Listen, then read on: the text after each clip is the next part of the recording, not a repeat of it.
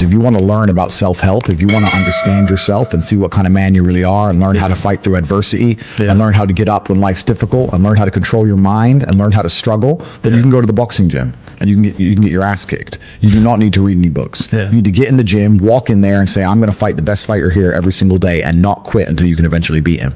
But most people are not man enough for that. So instead they'll read a self-help book and they'll sit there and try and talk to me about mindset. I learned my mindset in battle. My mindset is 87 professional fights. My mindset was learning the reality of the real world. I don't need to read a self-help book. I don't need to read about motivation or confidence. I've been in the cage smashing people's faces in. I don't need to learn any of that stuff. So I learn in reality, and reality is always going to be a better teacher than a book, because you're not learning when you read books. You're regurgitating. You may be reading, but I don't believe you're truly learning. My coach used to say, if it doesn't hurt, you didn't learn. And I think he's completely right. And it's the same with entire life. You see people make the same mistake over and over again until it eventually goes really wrong. And it's only then they'll change. Then they change. So absolutely. So I learned how to become self-disciplined and become self-motivated and work hard, and I learned how to face adversity and find strength within myself I didn't know I had, because people were trying to kill me inside of a cage. I'm proud of myself. And I deserve to be.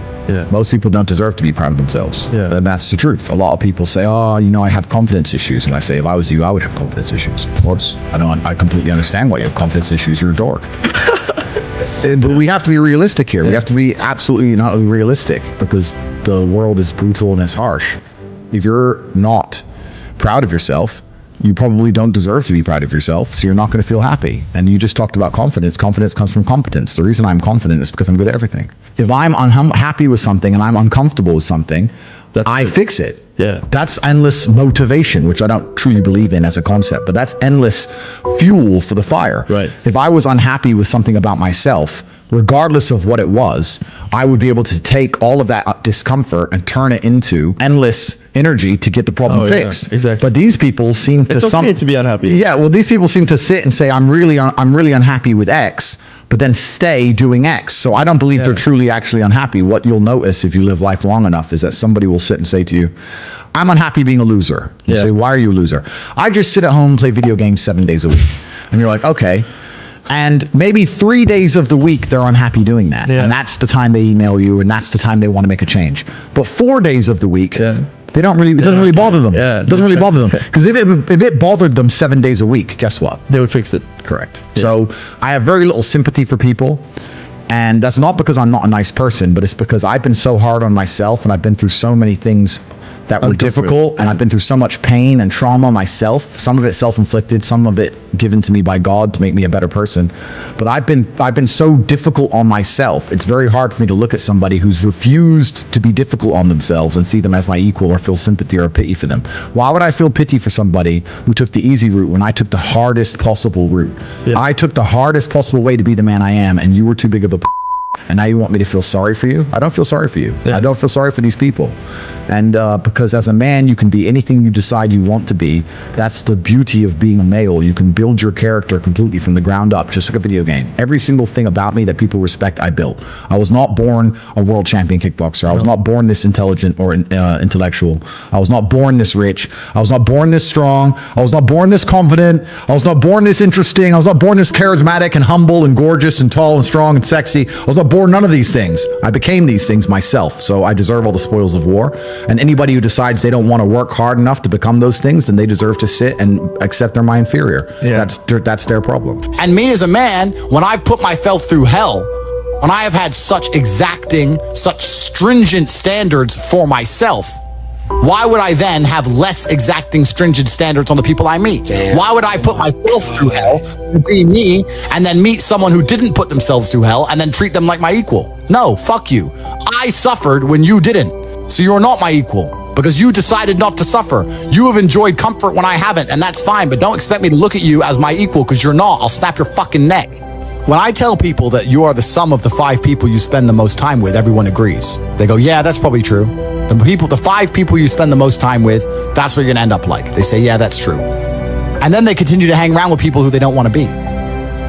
Why? There has to be a point. There has to be a point where you sit and go, okay, you're my friends, etc., etc. I love you guys. Yeah, we can talk, whatever. But I'm on a different life path. You have to leave some people behind. you wouldn't want to be. If you were to come hang out with me and you were in a room with me and my 5 friends, you'd feel self-conscious. I'm with killers. We're fucking monsters. If you were to come hang around with me and my crew, you would be self-conscious, and that self-consciousness would motivate you, or they would certainly instill the discipline required for you to change. You don't feel self-conscious amongst your peers. That's why you don't change. If you were to get in a room and you're the only person who ain't a fucking monster, you'd want to become a monster. That's life. That's humanity. So I say this to people all the time. If you know you're the sum of the 5 people you hang around with, why are you hanging around with people you don't want to be? If we were still in the animal kingdom, the lions that you see on TV, they weren't just born big lions. They had to fight other lions. They had to fight to get that antelope. They had to fight other animals, hyenas, jackals. They had to fight to be the boss. We're living in a comfortable world now where people think, oh, it doesn't matter, it doesn't matter. But you know what? To some degree, it does matter. It does matter, and I'll tell you who it matters to. It matters to your soul, and it matters to God. I stand in the mirror with a pure heart. I know I am the best version of me that could possibly ever exist. I know that God is proud of me. There's nothing that God hates more than sloth and laziness. If God were to create a man and that man were to sit around and do fuck all, God will frown upon you. It's why you're never lucky. If you're listening to this and you think I'm never lucky, I'll tell you why, because God dislikes you because you're fucking lazy. Start to work. Start to show God the beauty of his own creations. You'd be amazed how lucky you'll become. Wow. God is unhappy with these people. And inside their hearts, they're unhappy. We talk about depression, anxiety, all those things you mentioned earlier on this podcast. That comes from self-loathing. You loathe your own weakness. You loathe your own laziness. This is what all of these things are. I don't feel depression. How can I feel depression when I'm the most powerful version of me that I could ever fucking be? How can I feel depression when I could squeeze my own hand hard enough to break my own bones? How can I feel depression when I've smashed and destroyed 68 people's faces in front of me, men who thought they could test me in fair combat? How can I feel depressed? It's impossible. There are men out here who fail daily, and they have yet to feel the true consequence for it. They fail to go to the gym when they know they should have gone to the gym. They fail because they forgot their keys and it took them 10 minutes to find them. They fail because they replied to a question they got sent on WhatsApp the wrong way. They fail because they didn't smile when they were supposed to. They didn't say please and thank you to that person who helped them. They fail because they didn't say hi to that girl who's looking at them out the corner of their eye. They just fail perpetually. They go through life missing every opportunity and just failing. And somehow we've built a society which is so soft and God is so giving and so graceful that they still have a place to eat and somewhere to sleep, and they're still surviving.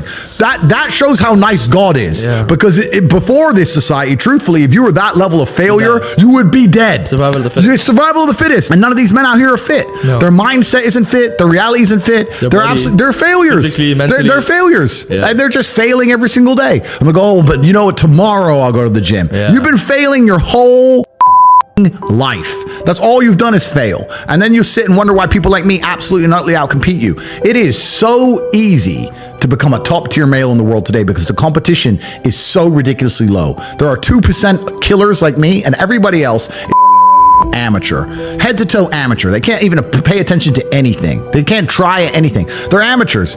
And it's really mind-blowing to me because I've tried with all of my computational power to imagine having a mindset different to mine. And I just can't see a reality worth having. I can't see a reality worth living. I can't see how you're going to build a life worth experiencing if you have any other mindset. I can't see it. Yeah. I've never met somebody with a fantastic life who did not completely and utterly believe in themselves. I've never seen somebody massively succeed and they didn't believe in themselves, ever. I've never seen somebody who just allows life to happen to them and become blown off course by some sadness, end up doing massively monumental and important things. I've never seen it. It's never happened. It does, and it's never going to happen. And people at the bottom just don't seem to get it. They don't seem to wake up. And they don't seem to wake up because the people in charge try very hard to keep them asleep. If you had a whole bunch of people who were your slave, why would you tell them the truth about the world? I understand we all have trouble and bad things happen. I get it. I'm not saying I don't get it. But isn't that super disrespectful to just even your parents? When I didn't have enough money to buy whatever I wanted, I couldn't fall asleep at night. Because I understood there are people out there that did, and I didn't see them as better than me. And I thought, why are these people who I don't see as my superior living an experience that I can't live? And it bothered me to the point where I could not sleep. So yeah, that was real. When you talk about suffering mentally, I don't really consider that suffering. I have had a very painful life. I still think to a degree I do, but that's self-inflicted. But I can't imagine living any other way. I can't imagine living in this idea, this utopian, every day, just, you know, girls, drink, hedonism. I don't want that. Yeah, it's degenerate. I think the only thing you can do that's not degenerate is usually be fighting a battle or solving a problem. Growth. Yeah, growth. Yeah, so you need to either fight a battle or solve a problem to avoid degeneracy, which means I'm constantly looking for them. So, yeah, is my life difficult? Yeah. Am I complaining about that? No. In fact, I'd hate it for it to be any other way. If I feel extremely happy and excited, I'm going to use that as motivation.